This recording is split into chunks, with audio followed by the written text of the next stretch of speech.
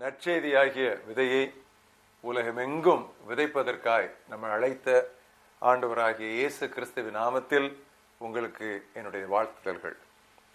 இந்த நாளின் தியானத்தின் தலைப்பு விதைப்பது எப்படி, ஹவ் டு சோ. அதற்கு ஆதாரமாக அப்போஸ்தலர் 2ஆம் அத்தியாயம் 37ஆம் வசனத்திலிருந்து அந்த அத்தியாயத்தின் முடிவு வரை நான் வாசிக்கிறேன். இதை அவர்கள் கேட்ட பொழுது இருதயத்தில் குத்தப்பட்டவர்களாகி பேதுருவையும் மற்ற அப்போஸ்தலரையும் பார்த்து, சகோதரரே, நாங்கள் என்ன செய்ய வேண்டும் என்றார்கள். பேதுரு அவர்களை நோக்கி, நீங்கள் மனம் திரும்பி ஒவ்வொருவரும் பாவ மன்னிப்புக்கென்று இயேசு கிறிஸ்துவின் நாமத்தினாலே ஞானஸ்நானம் பெற்றுக்கொள்ளுங்கள். அப்பொழுது பரிசுத்தாவின் வரத்தை பெறுவீர்கள். வாக்குத்தத்தமானது உங்களுக்கும் உங்கள் பிள்ளைகளுக்கும் நம்முடைய தேவனாய கர்த்தர் வரவழைக்கும் தூரத்தில் உள்ள யாவருக்கும் உண்டாயிருக்கிறது என்று சொல்லி இன்னும் அநேக வார்த்தைகளாலும் சாட்சி கூறி, மாறுபாடுள்ள இந்த சந்ததியை விட்டு விலகி உங்களை ரட்சித்துக் கொள்ளுங்கள் என்றும் புத்தி சொன்னான். அவனுடைய வார்த்தையை சந்தோஷமாய் ஏற்றுக்கொண்டவர்கள் ஞான ஸ்நானம் பெற்றார்கள். அன்றைய தினம் ஏறக்குறைய 3000 பேர் சேர்த்து கொள்ளப்பட்டார்கள். அவர்கள் அப்போஸ்தலருடைய உபதேசத்திலும் அந்நியோனியத்திலும் அப்பம் பிட்குதலிலும் ஜெபம் பண்ணுதலிலும் உறுதியாய் தரித்திருந்தார்கள். எல்லாருக்கும் பயம் உண்டாயிற்று. அப்போஸ்தலர்களாலே அநேக அற்புதங்களும் அடையாளங்களும் செய்யப்பட்டன. விசுவாசிகள் எல்லாரும் ஒருமித்திருந்து சகலத்தையும் பொதுவாய் வைத்து அனுபவித்தார்கள். காணியாட்சிகளையும் ஆஸ்திகளையும் விற்று ஒவ்வொருவனுக்கும் தேவையானதற்கு தக்கதாக அவர்களில் எல்லாருக்கும் பகிர்ந்து கொடுத்தார்கள். அவர்கள் ஒருமனப்பட்டவர்களாய் தேவாலயத்திலே அனுதினமும் தரித்திருந்து வீடுகள் தோறும் அப்பம் பிட்டு மகிழ்ச்சியோடும் கபடமில்லாத இருதயத்தோடும் போஜனம் பண்ணி தேவனை துதித்து ஜனங்கள் எல்லாரிடத்திலும் தயவு பெற்றிருந்தார்கள். ரட்சிக்கப்படுகிறவர்களை கர்த்தர் அனுதினமும் சபையிலே சேர்த்து கொண்டு வந்தார். இன்றைய மனப்பாட வசனம் நீதிமொழிகள் 11ஆம் அத்தியாயம் 30ஆம் வசனம். ஆத்துமாக்களை ஆதாயப்படுத்துகிறவன் ஞானம் உள்ளவன். He who wins souls is wise. ஆத்ம ஆதாயமே உலகில் மிக பெரிய பணி. ஏனென்றால் மனிதன் உலகம் முழுவதையும் ஆதாயப்படுத்தினாலும் தன் ஆத்மாவை நஷ்டப்படுத்தினால் அவனுக்கு லாபம் என்ன என்று சவாலிட்டார் இயேசு. ஆத்ம ஆதாயமே உலகத்திலே மிக மகிழ்ச்சியான ஒரு பணி. தொலைந்து போன ஆட்டை கண்டுபிடித்த மேய்ப்பனின் மகிழ்ச்சிக்கு ஏதாவது ஈடு இணை உண்டா? ஆத்ம ஆதாயமே மிக உன்னதமான பணி. அது ராஜாதி ராஜாவுக்கு, கர்த்தாதி கர்த்தாவுக்கு ஸ்தானாதிபதிகளாய் பிரதிநிதிகளாய் போய் அவருடைய வார்த்தையை ராஜரீக கம்பீர கூட்டமாய் அறிவிக்கிற ஒரு பெரிய ஸ்லாக்கியம். இப்படி இருந்தும் கூட, even though soul winning is the greatest, happiest and loftiest ministry, கிறிஸ்தவர்களில் வெகு சிலரே ஆத்மாதாயகராக இருக்கிறார்கள். அதற்கு காரணம், ஆத்மாதாய பணியில் வெற்றி காணுவதற்கான ரகசியங்கள் அவர்களுக்கு தெரிவதில்லை. இன்று அந்த ரகசியங்களில் ஒரு சிலவற்றை நாம் கவனிப்போம். முதலாவது, வார்த்தையை வாழ்க்கையில் நாம் காட்ட வேண்டும். இதுதான் நற்செய்தி பணியிலே முதல் படி. நமது சொல்லும் செயலும் ஒத்திருக்க வேண்டும். ஆத்ம ஆதாயகன் திருவசன வெளிச்சத்தில் தன்னை பரிசோதித்து பார்த்து பரமனுக்கு பயனுள்ள பரிசுத்த பாத்திரமாக தன்னை காத்துக்கொள்ள வேண்டும். இரண்டாவது, ஆத்ம ஆதாயனுக்கு ஆன்மாக்களை குறித்த கருணையும் கரிசனையும் இன்றியமையாத தேவை. பவுல் இவ்விதமாக சொன்னான், என்னுடைய இனத்தார் மட்டும் பரலோகத்திற்கு போக வேண்டுமானால், போக கூடுமானால், அதற்காக நான் நரலோகம் செல்லவும் ஆயத்தம் என்று சொன்னான். சாதாரணமான ஒரு கூற்று அல்ல.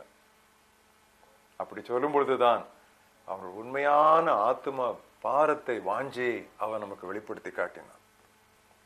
ஆத்துமாக்களை தாரும், இல்லையேல் என் ஆத்துமாவை தீரும் என்று ஒருவர் ஜெபித்தார். Give me souls or take away my soul. மூன்றாவது, உலகை நற்செய்தியமாக்க வேண்டுமானால் ஆத்துமாதாயர்கள் உன்னத ஆவியின் வல்லமையால் நிரப்பப்பட வேண்டும். ஏனென்றால் பிசாசின் பிடியிலிருந்து ஆத்மாக்களை பிடுங்குவதே ஆத்மாதாயமாகும். 100க்கு 100 ஆவியானவருடைய வல்லமையில் சார்ந்திருந்ததே ஆதி விசுவாசிகளின் எண்ணிக்கை பெருகி தினமும் ஆத்துமாக்கள் சபையிலே சேர்ந்ததற்கு ஒரு முக்கியமான ரகசியமாகும். அவர்கள் ஆவியினாலே நிறைந்து வசனத்தை தைரியமாய் சொன்னார்களாம். அதனாலே அநேகர் கர்த்தரிடமாய் சேர்க்கப்பட்டார்கள். இன்றைக்கும் நாம் நம்முடைய சொந்த பலத்தில் சாராமல் ஆவியானவருடைய வல்லமையில் சார்ந்து ஊழியம் செய்வோமானால் இதைவிட நாம் கூடுதல் கனிகளை நம்முடைய ஆத்தும ஆதாய பணி முயற்சிகளிலே காணலாம். 4வதாக, நற்செய்தியை பகிர்வது கண்ணீரோடு விதைப்பதற்கு சமம். இழந்து போன ஒரு ஆத்மாவுக்காக கடவுளிடம் நான் பரிந்து பேசின போது யாதொரு வார்த்தையும் சொல்ல முடியாமல் அழுகையும் புலம்பலும் தான் எனக்கு வந்தன என்று எழுப்புதல் வீரர், 17ஆம் நூற்றாண்டு எழுப்புதல் வீரர், 18ஆம் நூற்றாண்டின் துவக்கத்தில் அவர் கதறினார். அவர் யார் தெரியுமா? சார்ல்ஸ் ஃபின்னி. பிரசவ வேதனை இன்றி பிள்ளை பேரு எங்கே? ஆனால் பிள்ளை பெற்றவுடன் உலகில் ஒரு குழந்தை பிறந்தான் என்கிற ஆனந்தத்தினால் தாயானவள் எல்லா வேதனைகளையும் மறந்து விடுகிறாள் அல்லவா? 5வதாக, சாதக சிந்தையுடன், வித் பாசிட்டிவ் எக்ஸ்பெக்டேஷன் நாம் நற்செய்தி பணியில் ஈடுபட வேண்டும். இந்தியாவிற்கு மிஷனரியாக வந்த வில்லியம் கேரி இவ்விதமாக சொன்னார்: கடவுளிடமிருந்து பெரிய காரியங்களை எதிர்பார்ப்போம், கடவுளுக்காய் அரிய பெரிய காரியங்களை செய்வோம். Let us expect great things from God and attempt great things for God. கர்த்தர் சொன்னார், எல்லா அதிகாரமும் வானத்திலும் பூமியிலும் எல்லா அதிகாரமும் எனக்கு கொடுக்கப்பட்டிருக்கிறது, ஆகையால் புறப்பட்டு போங்கள் என்று சொன்னார். அதை ஒருபோதும் நாம் மறந்துவிடக்கூடாது. அந்த விசுவாசத்தோடு நாம் புறப்பட்டு செல்வோமானால் பிரமாண்டமான கோட்டைகளையும் நாம் தகர்த்தெறியலாம். General William Booth salvation army, இரட்சணிய சேனை என்கிற சபையை நிறுவியவர்.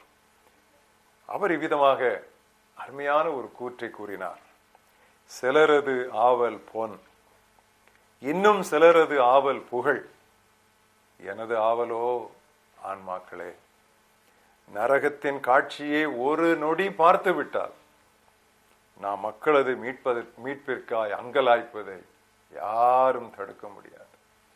அவர் சொன்னார், each man of God, each soul winner must have a vision of hell in order to be an effective soul winner. அந்த செல்வந்தன் நரகத்திற்கு போன உடனே அங்கே ஆபிரகாமை பார்த்து சொல்லுகிறான், லாசருவை பூமியிலே இருக்கிற என்னுடைய சகோதரருக்கு சுவிசேஷத்தை அறிவிக்கும்படி உடனே ஒரு மிஷனரியாக அனுப்பும் என்று சொல்லுகிறான். நரகத்தை ஒரு வினாடி பார்த்து விட்டால் போதும், ஆத்துமாக்கள் கடைசி ஆத்துமாவுக்கு இயேசு கிறிஸ்துவின் ரட்சிப்பை அறிவிக்கிற வரைக்கும் நாம் அமர்ந்திருக்கவே மாட்டோம். ஆத்துமாக்களை ஆதாயப்படுத்துகிறவன் ஞானம் உள்ளவன். வார்த்தையை வாழ்க்கையில் காட்ட வேண்டும். ஆத்துமாக்களை குறித்த கரிசனையும் கருணையும் நம்மை கவி பிடிக்க வேண்டும். ஆவியின் வல்லமையினால் எப்பொழுதும் நிரப்பப்பட்டிருக்க வேண்டும். கண்ணீரோடு நாம் விதைக்க வேண்டும்.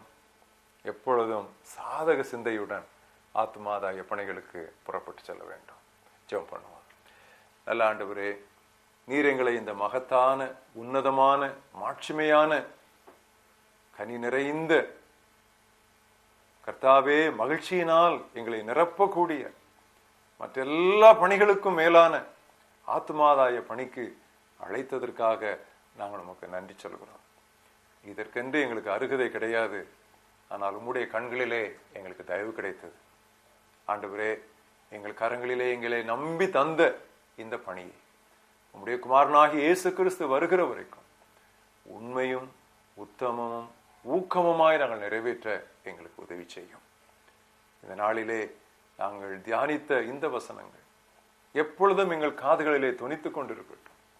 உம்முடைய குமாரனாய் இயேசு கிறிஸ்துவை குறித்து கேள்விப்படாத ஒரு ஆத்துமா இந்த உலகத்தில் இருக்கிற வரைக்கும் நாங்கள் அயராது உழைக்க, ஓடி ஆடி அலைந்து திரிந்து உழைக்க கர்த்தர் எங்களுக்கு உதவி செய்யும்.